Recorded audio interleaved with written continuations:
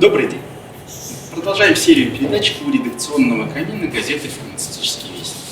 Сегодня мы находимся в гостях у ресторана «Лимончино». Как вы видите, у нас в этот раз есть и камин. А в гостях у нас сегодня Александр Семенов, президент и совладелец компании «Активные компоненты». Эту компанию мы знаем как одного из крупнейших производителей активных фармацевтических субстанций. Добрый день. Добрый день. И также мне сегодня помогает наш ведущий журналист, обозреватель Оксана Баранова. Александр, вот у нас по традиции мы всегда начинаем первый вопрос, который дает вам возможность несколько раскрыть карты, рассказать о том, что самого важного, самого ключевого произошло в прошедший период, сейчас это 2015 год, и какие приоритеты вы имеете на 2016 год? Что вас лично, как профессионала, что вашу компанию в наибольшей степени затронуло, какие, может быть, достижения или ключевые события произошли и будут происходить? Знаете, у нас этот год, 16-й год, юбилейный, компании исполняется 10 лет. И, соответственно, мы достаточно активно ведем себя на рынке, в соответствии с названием. И 2015 год был для компании, мне стыдно об этом даже рассказывать моим коллегам, на удивление хорошим. То есть мы, на мой взгляд, воспользовались именно не прописанным, а реальным замещением, всеми выгодами от этого замещения. И наша выручка 2015 года к 2014 выросла на 75%. Показатель по EBITDA у нас тоже вырос. По EBITDA вырос на 50%. Но даже если пересчитывать в доллары по тому курсу, который у нас, мягко говоря, сильно отличается от 2014 года, мы тоже выигрыши. То есть и в долларах тоже? И в долларах тоже. Связано это с тем, что мы запустили на рынок несколько новых позиций, несколько новых субстанций, которые мы вынесли в Госреестр. Мы продолжали развивать отношения и с ведущими российскими производителями, и что для нас важно, мы впервые вышли на рынок дальнего зарубежья, то есть у нас прошли первые отгрузки, наша субстанция азитромицин, зарубежная. На экспорт? На экспорт, да.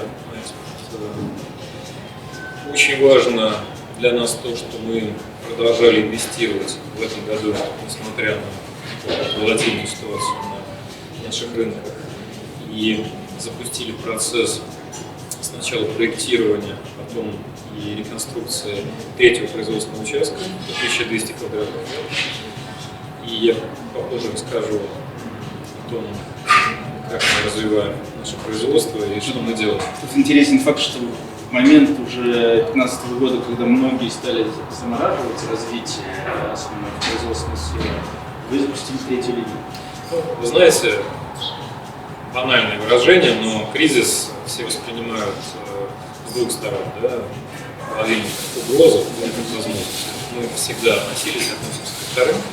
Именно поэтому мы считаем, что сейчас отличная возможность для развития. И, что немаловажно, помимо вот этой вот реконструкции и инвестиций, мы смогли пройти очень важный для нас этап.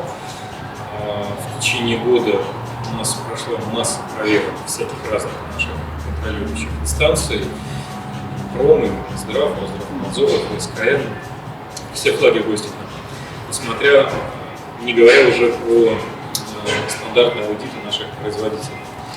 И в декабре месяце произошло чудесное событие, очень радостное для нас. Мы наконец-то получили подтверждение соответствия российским стандартам GMP. Если не ошибаюсь, мы вторая компания, которая производит активные фармацевтические в России, которая смогла получить этот сертификат. Александр, главная тема последних лет – это импортозамещение. Я думаю, вы со мной согласитесь. Если говорить про импортозамещение в области производства фармацевтических субстанций и готовых лекарственных форм, как вы считаете, как вы оцениваете его реалистичность и эффективность этого вектора? Вы знаете, на мой взгляд, как раз 2015 год показал, что импортозамещение и на деле происходит именно в производственном секторе России. И происходит это по вполне естественным причинам. Наши покупатели, которые приходят в аптеку, понимают, что его покупательная способность неуклонно снижается, к сожалению, в момент кризиса, начал реально задумываться и выбирать из лекарств наиболее эффективный раз, ну и начал разбираться, почему же, собственно, есть отличие между брендом одного производителя, никого не хочу обидеть. Всем известно, что у зарубежных производителей зачастую ценник на бренд гораздо дороже, чем аналогичные средства российского производителя. И это привело к тому, что российский производитель готовых лекарственных средств, повторяю, не на словах, а на деле, запустили процесс импортозамещения и стали производить гораздо больше качественных отечественных лекарств. Ну а мы, как следствие, стали поставлять им гораздо больше субстанций. И одна из причин того, что мы запустили вот эту вот самую реконструкцию, мы поняли, что наши мощности не справляются с теми объемами, которые у нас заказывают наши контрагенты. То есть значительно увеличилась, да, потребность? Да, именно в тоннаже. То есть мы выросли килограммов в тонну по сравнению с 2014 годом. И это, конечно, позитивный фактор. Я полагаю, что если не случится чего-то экстраординарного ужасного, этот тренд, этот вектор будет продолжен в этом году. Мы в газете с самого начала программы импортозамещения всегда делали акцент, вот со временем вроде как он стал восприниматься в том числе и политическими деятелями и государственными служащими, что само по себе замещение импорта готовой лекарственной формы, оно не совсем настоящее, да? Потому что в большинстве случаев таблетка, капсула или жидкая форма лекарства, она производится из субстанции, а эта субстанция импорт. И сейчас вот, к нашей радости, как бы немножко, по крайней мере, словесная риторика, она двигается от того, чтобы говорить о том, что импортозамещение – это замещение импортной таблетки на российскую таблетку, к тому, чтобы действительно понимать, что весь цикл. Вот в реальной жизни вы почувствовали смену этих акцентов, смену отношения государственных органов к реальному производителю субстанции? Знаете, очень хороший вопрос. Начиная где-то, наверное, с 2011 года, меня и других сотрудников топ-менеджмента нашей компании регулярно приглашали на различные заседания Министерства промышленности, Минздрава, даже Государственного дума. И у меня год от года возникало ощущение некого дежавю. То есть на этих встречах присутствовали очень серьезные люди в хороших костюмах, которые вставали и рассказывали, как было здорово при Советском Союзе, когда мы производили сотни тысяч тонн субстанции, и как все это разрушилось в 1991 году. Показывали слайды, причем у меня такое ощущение, что из года в год слайды не особо менялись. Да. И, соответственно, вывод был следующий. Нам срочно нужно инвестировать деньги в строение вот этих вот огромных заводов, которые будут делать анальгин, парацетамол и тому подобное. Меня это всегда вызывало утро. Ну, во-первых, я понимал, что это фантастическая история, потому что бессмысленно строить то, что будет априори нерентабельно и убыточно. Один раз даже была история, когда я попытался рассказать о том, что я думаю по этому поводу, и о том, что лучше вкладываться в производство именно высокорентабельных и инновационных субстанций, новых субстанций, из которых можно сделать новые высокоэффективные препараты. Ну и очень хорошо запомнил фразу моего товарища, не буду вспоминать его имя, он сказал: Александр Сергеевич, вы в Советском Союзе еще под 100 пешком ходили, а мы тут заводы строили, так что присядьте и послушайте, что вы нам расскажете. Я понял, что я хорошо сохранился и не стал с ним спорить. Вот. А сейчас именно этот тренд 2015 года, ситуация действительно поменялась. Исчезло ощущение дежавю. Действительно, мы перестали присутствовать на этих совещаниях в качестве неких заполнителей зала, и действительно государство в лице, в первую очередь, Минпрома стало просить и получать обратную связь от представителей бизнеса. И я считаю, то, что в итоге, по итогу этих консультаций в октябре 2015 года появилось знаменитое постановление правительства о правилах субсидирования производителей активных фармсубстанций, это огромный шаг вперед, это просто прорыв. Я могу сказать, что мы полгода бились над этим документом, мы рассказывали свое видение, мы спорили с представителями Минпрома. И очень радостно, что очень многие из тех положений, о которых мы говорили, они вошли в итоге в текст программного документа. А если в целом говорить о ситуации на рынке производства отечественных фармсубстанций, о компаниях, которые работают в этом направлении, как бы в целом вы могли охарактеризовать и состояние этого сегмента, и на чем сейчас больше стоит сосредоточиться? Вы знаете, сегмент производителей отечественных фармсубстанций делится на три неравные части. Первая часть – это остатки тех самых советских заводов, которые еще не до конца закончили свое существование, которые продолжают производить, как правило, старые активные фармсубстанции, достаточно дешевые и, прямо скажем, не очень эффективные на сегодняшний день. И, насколько я знаю, там речь о какой-то глобальной модернизации не идет. По крайней мере, вот в этой программе, которая запустилась, ни одного из этих производителей я не увидел. Вторая часть производителей – это производители, которые совмещают выпуск активной фармсубстанции и готовых лекарственных средств. Как правило, это биотехнологические компании. Вот компания Биокат – это, наверное, самый яркий образчик подобного рода компаний. Эти компании, можно их назвать производители полного цикла, они делают и субстанции, и готовые формы. Такие компании неплохо развиваются, и, на мой взгляд, у них очень хорошие перспективы. Ну и, наконец, третий сегмент, в который входит и наша компания, это компании, которые делают ставку на производство, повторюсь, высокомаржинальных, высокоэффективных и малотоннажных позиций. Это современные субстанции. Мы пытаемся либо подхватывать эти субстанции еще на моменте патентной защиты и доводить их до стадии внесения в реестр именно тогда, когда эта патентная защита исчезает.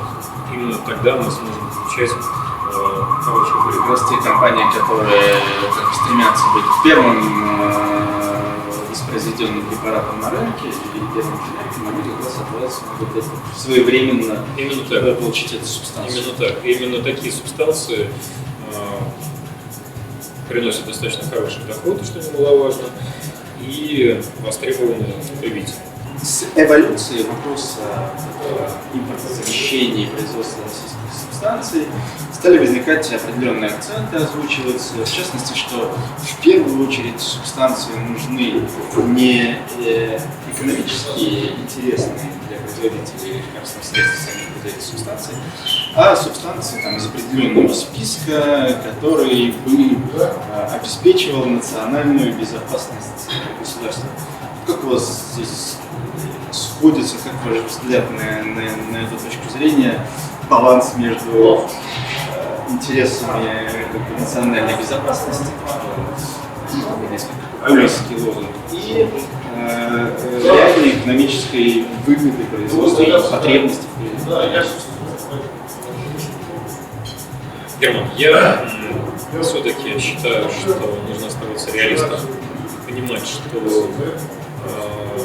и называемые кризисные годы вызывали вопросы создания производства государственного или квазигосударственного производства, которое бы априори работало в убыток, и этот убыток покрывался бы за счет нас, плательщиков, для производства вот этих стратегических субстанций.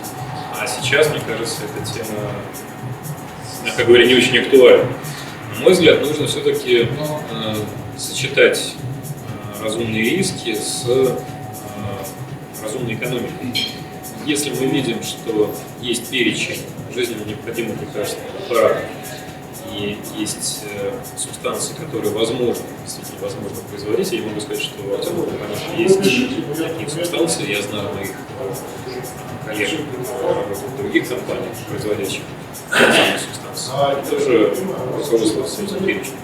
Безусловно, мы будем производить такие позиции, но говорить о том, что государство будет датировать, или что мы будем производить их в убыток, мы поймете, просто закроемся, тогда мне кажется, что это не очень целесообразно, не очень разумно. Если немножко возвращаться к роли государства в процессе перехода на производство лекарственных средств на территории России силами российских компаний полного цикла, в том числе субстанций, конец прошлого года, осень прошлого года, знаменовалось тем, что были подписаны несколько постановлений правительства и несколько ведомственных правил и оснований, по которым были конкретно очерчены шаги для производителей, как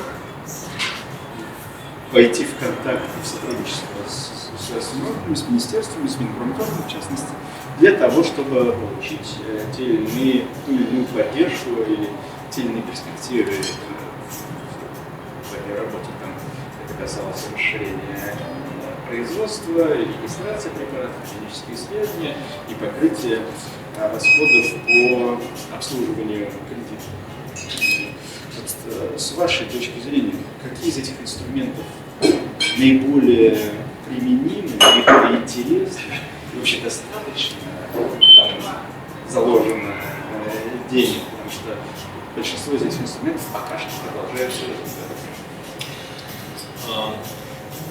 Хороший вопрос крайне многогранный и непростой.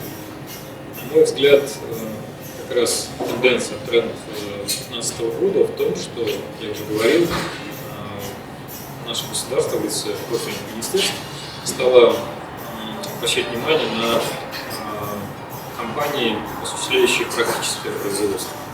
И были сделаны серьезные шаги по помощи подобным компаниям. Ну, то есть, если раньше, насколько мне известно, достаточно большие деньги вкладывались в различные миры и окры, и разработку, документарную, бумажную разработку определенных новых позиций, это, безусловно, вещь важная, но очень долгосрочная, то сейчас, в этом году, вернее, в 2015 году, можно вести речь о конкретных шагах по поддержке производителей. Ну, например, самый явный пример. После длительных дискуссий нам удалось убедить Министерство промышленности включить в это постановление тезис о лизинге. То есть впервые Министерство промышленности компенсирует 50% затрат на лизинг тех производственных компаний, которые, собственно, запускают этот лизинг с целью модернизации своего производства. По-прежнему остаются определенные шоры в отношении того, что государство не имеет права вкладывать свои инвестиции в компании, если эта компания не государство. И, к сожалению, мы не смогли убедить профильное ведомство в том, что помимо лизинга нужно включить в этот перечень и затраты на проектирование, что является тоже абсолютно прозрачными прямыми затратами и связанными, да, и затраты на строительство. Тоже предельно прозрачно, связаны, мы можем отчитаться перед любым аудитором учетной палаты. Это, к сожалению, сделать не удалось. Может быть, это будет следующее. Чего явно не хватает в этой всей истории. Мы, когда говорим про государство, мы, опять же, не очень четко проводим критерии, кого мы называем государством. В моем понимании, государство – это ряд профильных институтов, включая и министерства, и банки с государственным участием, которые должны работать в единой связке. Вот у нас ситуация просто замечательная. В этом плане я хочу поделиться нашим опытом, не совсем безоблачным.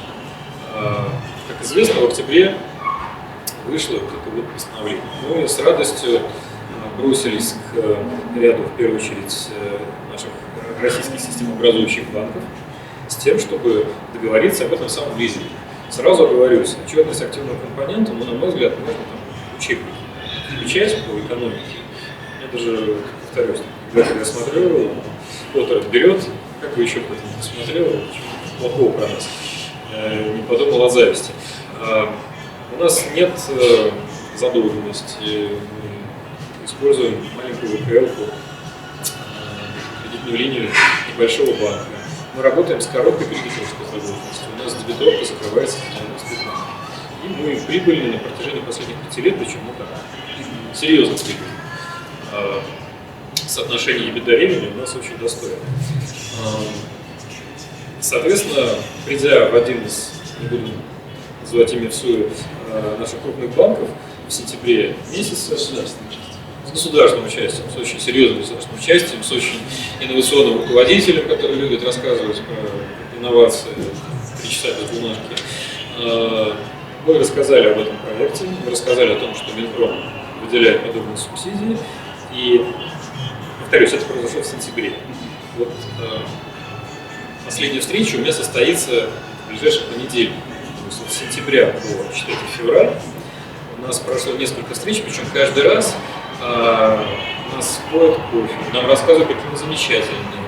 Мне уже подарили 4 электронных книжки. Замечательно.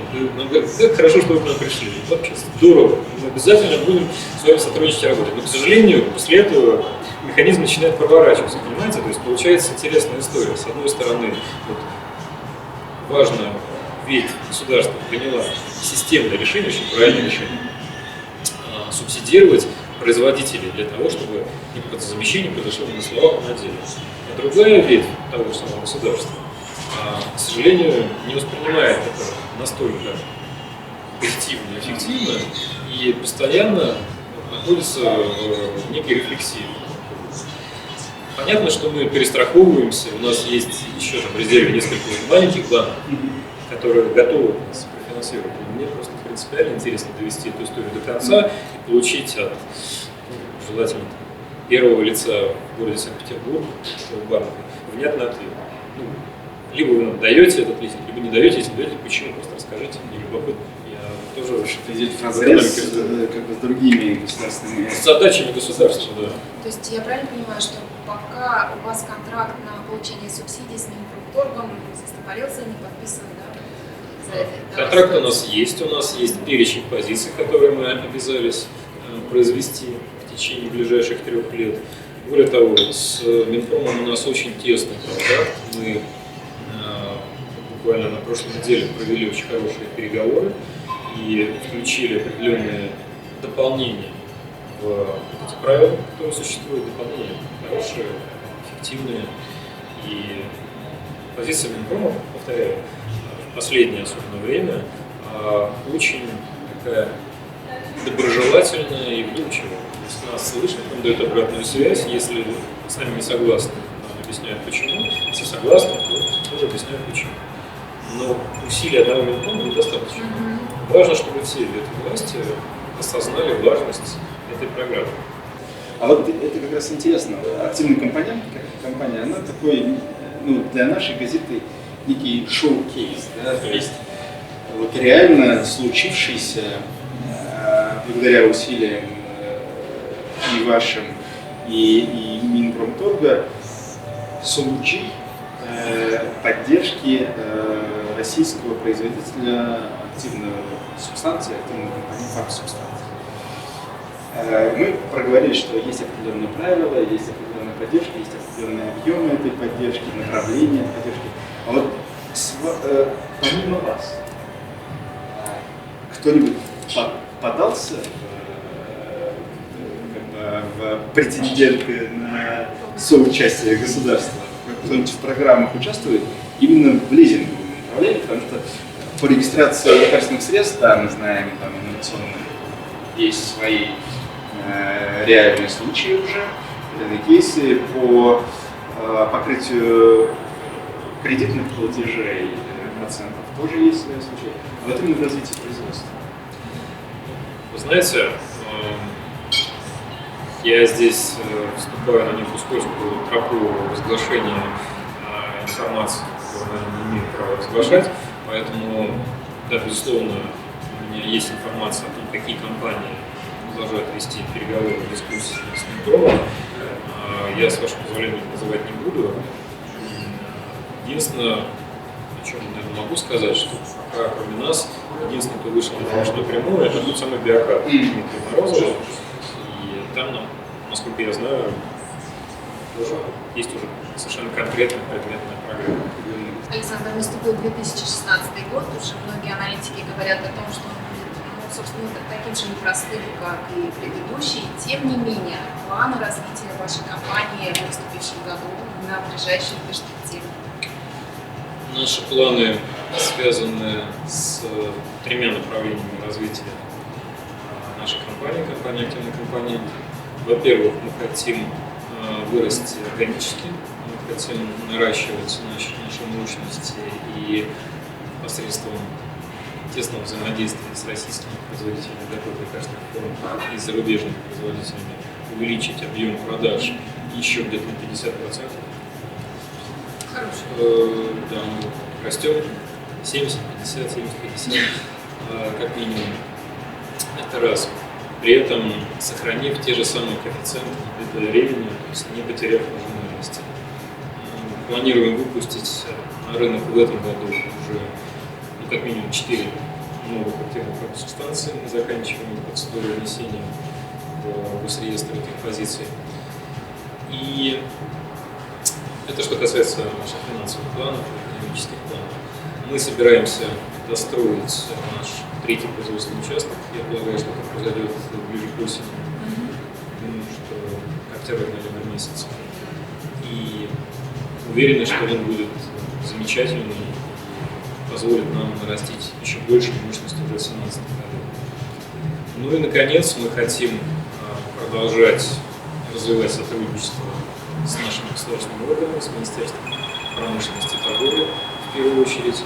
И очень хотим начать работать в области контрактов, о которых мы сегодня поговорили, и начать разработку инновационных позиций и работать на благо нашей замечательной родины.